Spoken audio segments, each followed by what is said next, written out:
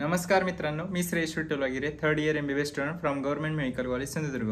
मित्रांनो, मागच्या व्हिडिओमध्ये मी तुम्हाला जे काही गव्हर्नमेंट मेडिकल कॉलेज होते त्यांचा एक्सपेक्टेड कट ऑफ सांगितला। या व्हिडिओमध्ये मी तुम्हाला प्रायव्हेट किंवा सेमी गव्हर्नमेंट जे कॉलेज आहे त्यांचा कट ऑफ सांगणार आहे। पण त्याआधी काही गोष्टी क्लिअर करायच्या होत्या। तर बघा मित्रांनो, जे प्रायव्हेट किंवा सेमी गव्हर्नमेंट कॉलेज असतात ना, त्यांना EWS जे काही रिझर्वेशन असतं ते नसतं त्या कॉलेजेसला।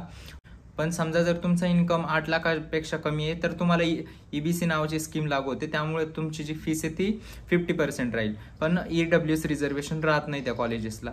आणि दुसरी गोष्ट म्हणजे यावर्षी मित्रांनो मुलींचे जे शिक्षण माफ होणार आहे, त्यामुळं कदाचित जे काही प्रायव्हेट मेडिकल कॉलेज किंवा सेमी गव्हर्नमेंट कॉलेज आहे त्यांचा कट ऑफ हाय जाण्याची शक्यता आहे। समजा कॉलेजला फीसच नसली तर मॅक्सिमम मुली काय करतील, जर ड्रॉप घेण्याऐवजी सेमी गव्हर्नमेंट किंवा प्रायव्हेट मेडिकल कॉलेजला ॲडमिशन घेतील, त्यामुळे जो कट ऑफ आहे सेमी गव्हर्नमेंटचा तो थोडे जास्त जाण्याचे चान्सेस असू शकते।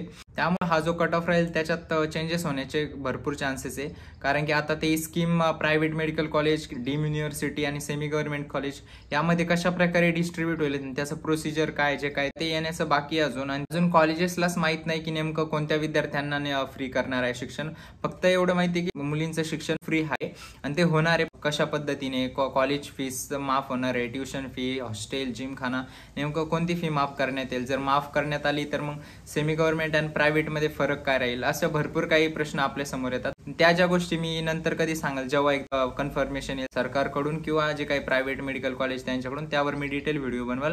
आणि तरी एक एक्सपेक्टेड कट ऑफ म्हणून की कोणते विद्यार्थी सेफ आहे, समजा ज्यांना यावर्षी ॲडमिशन घ्यायचे प्रायव्हेट किंवा सेमीमध्ये, तर ओपन कॅटेगरीजसाठी बघा मित्रांनो, जो कट ऑफ राहील तो 595 राहील। त्यानंतर जी OBC कॅटेगरी, SCBC, त्यानंतर NT3 या कॅटेगरीचा कट ऑफ जवळपास सेमच असतो। मी 590 धरला, यामध्ये नक्कीच चेंजेस येणार, कमी बी होऊ शकतो आणि 2-3 मार्कांनी जास्त पण होऊ शकतो। त्यानंतर VJ कॅटेगरी येते, VJ कॅटेगरीचा 560 आहे। त्यानंतर SC कॅटेगरीसाठी 520 मार्क, त्यानंतर ST कॅटेगरीसाठी 400 मार्क्स, त्यानंतर NT1 साठी 560 मार्क्स आणि NT2 साठी 580 मार्क्स। तर हा कट ऑफ येण्याची शक्यता आहे बघा मित्रांनो।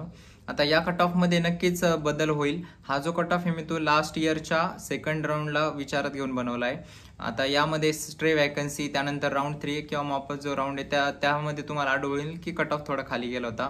पण यावर्षी जर मुलींचे शिक्षण जे काय मी आत्ता सांगितलं की माफ जर झालं आणि त्यामुळे जास्तीत जास्त मुलींनी ॲडमिशन घेतलं तर हा कट ऑफ नक्कीच वर जाईल।